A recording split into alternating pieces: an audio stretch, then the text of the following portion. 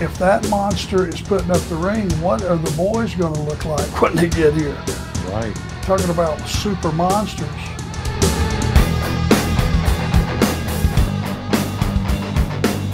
Michael Jensen's back. Michael, appreciate you so much. Another super chat. I live in Bam Bam Bigelow territory here in the Jersey Shore. Just wondering Arn's recollections of Bam Bam and if Arn has ever been in our area of the country for any shows. Thanks as always. I think I saw Bam Bam for the first time.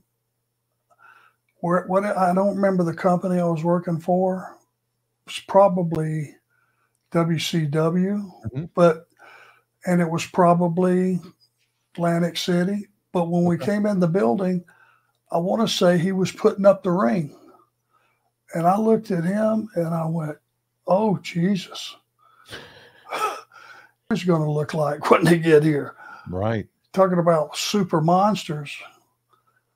I mean, he was a big dude, had his head completely tattooed. He looked like a monster. And I guess he would have maybe just getting broke in. That's the reason he would be there putting up the ring or whatever, or helping put up the ring. Arn, he was one of those super heavyweights similar to Vader that could do it all. I mean, he could move. He could move. The moonsaults, all the stuff that he could do athletically for a guy his size. Again, it was just rare to see at that point. He was a phenomenal athlete. You bet he was. Yeah, he was something special. Thank you so much again for the question. And Jersey, not too far from where I'm at.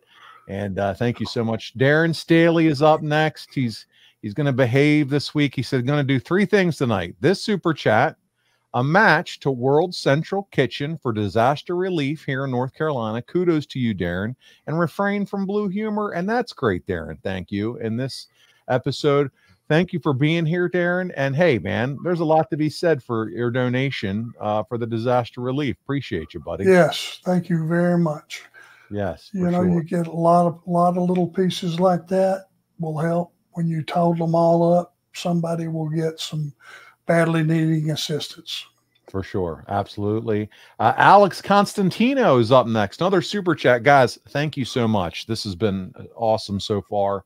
Again, we have another 30 minutes or so keep them coming. Shoot fight, Arn, to the death. Who's winning? Harlem Heat or the Steiners? I've asked multiple people, and it's 50-50 on their responses. What say you, Arn? Who's winning in a shoot fight? Booker T and his big brother Stevie Ray, or the Steiners? I think it'd be a coin flip. There was a time when Stevie Ray was an absolute monster in that weight room. I mean, a monster, as were the Steiner brothers. Sure. And I think Booker has probably shown himself to be pretty salty. I know he ain't scared. So I think I'd go with the 50-50. It probably depends on the day. Yeah, I mean, there's no clear-cut winner here. It's like it's a coin flip, man. That's a tough question. That's a tough question to answer. Darren Staley said, by the way, in that picture with you as Freddy Krueger, you look like Big Bubba Rogers because you had the hat on and the sunglasses. You did look a little bit like Big Bubba. With the detached head. With it, he's not letting that one go. You hear it, Marcus? He's not forgetting that you made him detached. Okay. Well, that's pretty creepy. A head just floating around. Well, it's par for the course. It's that season. It needs to be creepy. Yeah, sure. I'm not offended. Yeah, John Woodmass. Arn, I respect your brother, a mainstay and a Hall of Famer, and I hope Brock can recreate the Horseman. Yeah. They're doing their own little spin on it, aren't they? So do I. I mean, the Horseman is not going to be reintroduced anytime soon. This is not the Horseman. Not in this version. Yeah. It's not the Four Horsemen. Right. What they got a completely separate deal. They've got a separate logo. You can go to their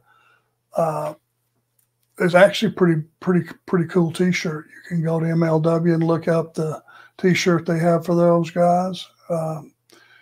Looks pretty nice, but it's it's not, let's don't make a mistake here. It's not the Four Horsemen. That's something that is going to stay in the record books to the proper time and maybe forever, because the expectations on any four guys, you know, they're going to have a tough road to hold.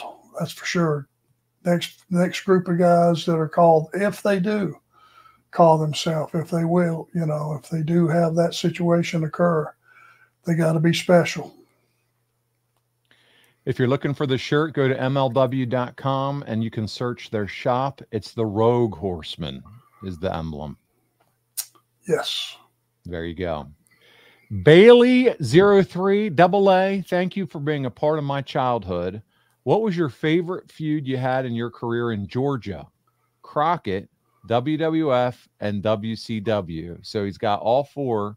Thank you again. So Bailey wants to know favorite feud. Let's start in Georgia. Probably Ole and I.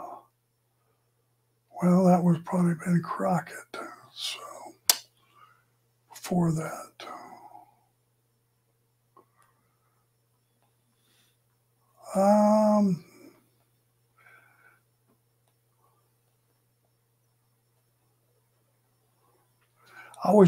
When I was just getting to Georgia, I was just getting started.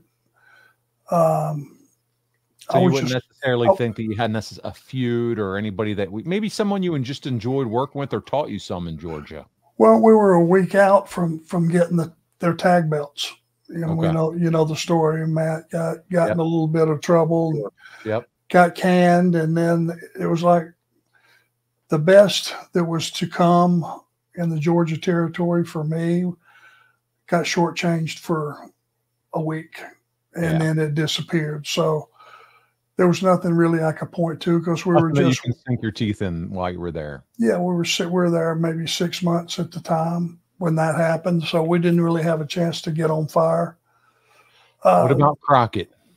Oh God, anything involving Dusty and whatever partners he had. Rock and Roll Express was awesome, you know. In those days, the Road Warriors were on fire. I mean, then you guys went with the Midnights. I mean, you guys had so many good. Yeah, too many to even count. Everybody we worked with, we were just. But I like the Dusty, because Dusty and the Horsemen, it was just always electric. I mean, fans just everywhere screaming. So it could have been any combination of you guys against Dusty and TA, Dusty and Nikita. You know, it didn't matter. Dusty and a broomstick. The crowd's going crazy. Yeah, I mean, Magnum, you know, the Rock and Roll, anybody you put with Dusty in that 6 or 8 man situation. Yeah. Magic. Yeah. Now, you were there for a year. WWF, favorite feud in the WWF? Rockers. Okay. Now you come back to WCW. Anything stand out in that run back in WCW, a feud that you enjoyed? I love working with Steamboat. Okay. That would have been the first time I would have got to work with Ricky. That was awesome. When Larry and I, believe it or not, Larry and I were wrestling Dustin with a mystery partner, and it was either a Clash of Champions or it was a pay-per-view, and it turned out it was Steamboat under the Dragon Head. Yes. Yeah, when the place erupted. 7,000 people maybe it wasn't like 20,000 people or something. It was maybe 7,000, but the place went crazy, because in those days they had no idea. There was no social media. There was nobody stooging it off that he was going to be there. There was no setup for it. It was basically just out of the blue. And their last time I think they had seen Ricky, he would have been working for WWF. So it was really a shocker. He changed companies. And can you imagine how cool it will be to go back to those days where you have no idea and you're genuinely, as a fan, surprised by something? Like there's no dirt, there's no scoop. You just see it and just fall off your couch. Yeah. I miss those days. Yeah. Too many surprises are given away. Too many people use social media for all the wrong things. And it just makes it impossible to have a lot of surprises when people. Yeah, very hard. Now they're misusing. smuggling people under bags and buses and coats and trench coat. I mean, hiding people. It's like an act of God to try to do something. Now your surprise with Cody a few months back, that really floored people. Floored me, buddy.